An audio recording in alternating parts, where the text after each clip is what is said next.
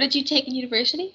So I actually have a double major in criminology and sociology with a minor in political science is what I, Wow. yes. So originally I wanted to be a city cop is what my original plan was.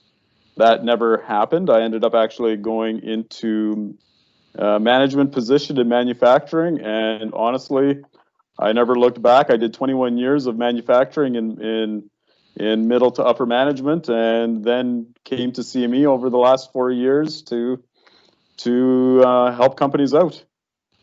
Wow. That is so interesting. I love what was the double major like? Was it hard? It was not like so. You know what? And I'll give you the example that I was going to give the people in the Yeah. classes. So when I started university, I'm not going to lie to you, my first year was not a good year. I spent too much time having a good time versus my school. And to be quite honest with you, I was actually on academic probation after my first year. Oh no. So that's when I decided I needed to set targets for myself and goals for myself of where I wanted to go. And my goal was to graduate with a 4.0 average. So I had a long ways to go from I think I was at a 1.6 is where I was in my year one. And I ended up graduating with a 4.1, and I Wow. worked almost a full-time job on top of that. Holy.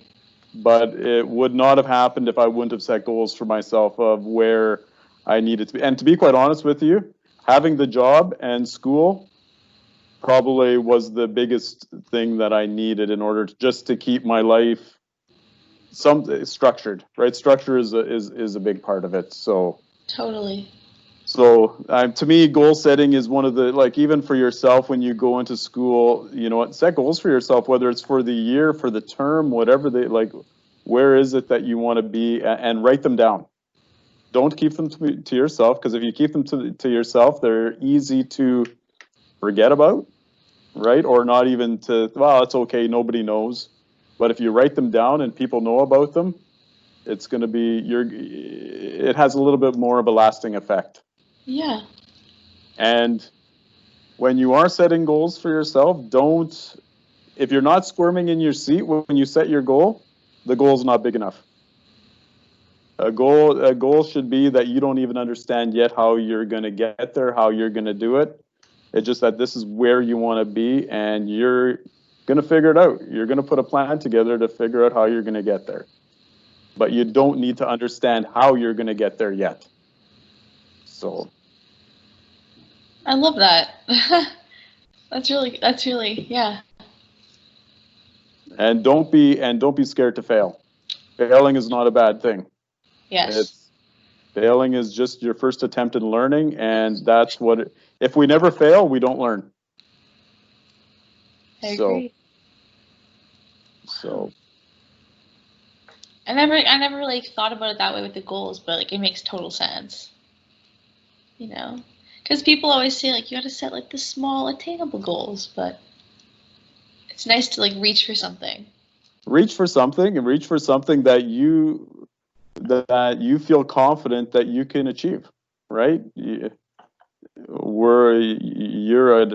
From what I can tell from the little bit that we've talked, you seem like a very intelligent person, and I think anything that you set for yourself, you're going to be able to do. Thank you. Thank you. So it's a matter of just having the confidence in yourself and doing it and just going at it. So, but Interesting. Would it be alright if I asked for email in case I had like other questions? yeah, definitely, for sure. So Yeah, yeah, let me just write it down. yeah. So it's Warren, WARREN .Peters, PETERS Okay. at CME CM. dash CME dash MEC.ca. Awesome.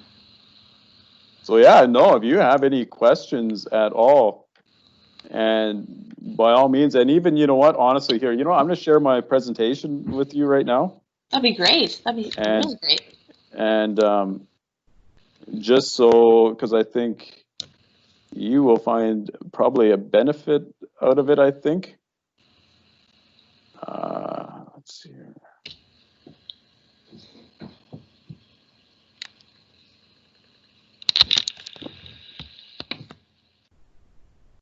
All right, so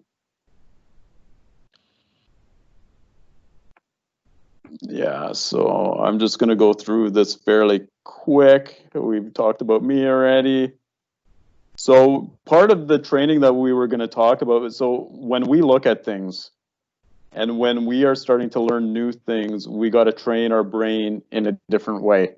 So for example, our peripheral vision, we can only see certain things, right? We can only see so much around us, and then our brain fills in the blanks, right? So for example, if all of a sudden you see something go by in the corner of your eye, your brain kind of makes a determination of, this is what I think we saw.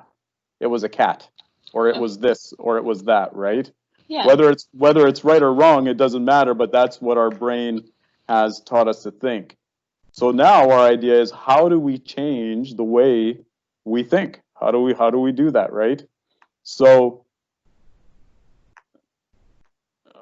the video that I was going to show, which is actually really, it's a good video. It's called Smarter Everyday Backwards Bike is what the video is.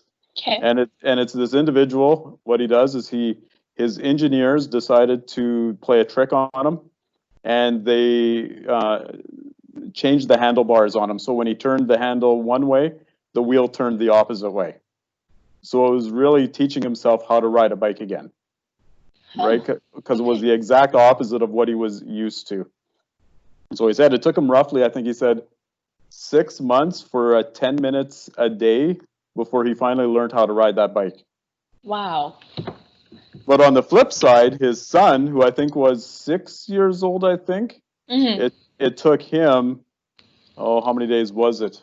2 weeks, I think, something along those lines. So the younger you are, the easier it is to change the pattern or the thinking, the pattern in your brain is the idea, right? So, but then when he went back to ride the bike the original way, the normal way, it took him about 15 minutes before he could learn how to ride that bike again, before his brain snapped back to being able to ride the bike a normal way again. So it's just a cool video just to illustrate what it is that.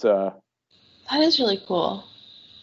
So yeah, so then kata, have you ever heard of the term kata before? I've not, no. So kata really is it's practice. It comes from martial arts.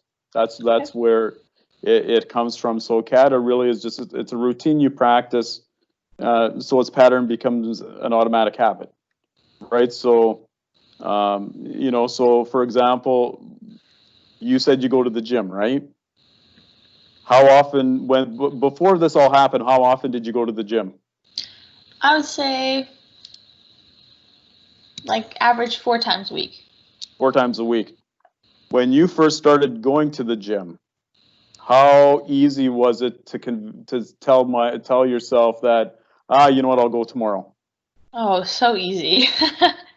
Right? But so as you developed the pattern and as you kept going to the gym and it became a regular routine for you, that's when that thought went away, that, right? So it's building that, right? It's just building that routine of, this is what I got to do. So it's practice. It's just doing things to change our thought process. Interesting. Okay. Right. So it's the same thing when it comes to, I don't, if you've ever seen The Karate Kid before, but it's the same thing when teaching in martial arts.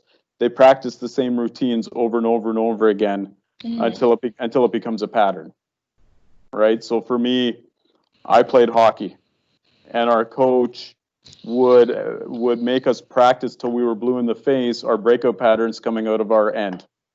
And he goes, you don't deviate from it until it becomes a habit. Once it became a habit, then we could throw tricks in there and do whatever we wanted to, once it became an actual habit of what we wanted to do. So then, like I said, then we just talk about the improvement kata is what it's called. So it's just taking a look at Like I said, understanding what your challenge is, understanding the direction, grasping your current condition. So the big part of it is being honest with yourself on where you are right now, right? Because that's whether it's ourselves or whether I'm working with a business, the hardest part is understanding what our current state is right now. So Okay. for me, when I was going to university, well, my first year, like I said, my current state was I had a 1.6 GPA and had a letter stating if I didn't get better, I was going to be kicked out. That was plain and simple fact. That was my current state, and it was like, okay, what are we going to do to get out of this, right? Mhm. So, I think V's rejoining. V, are you there? Hi, this is Cole.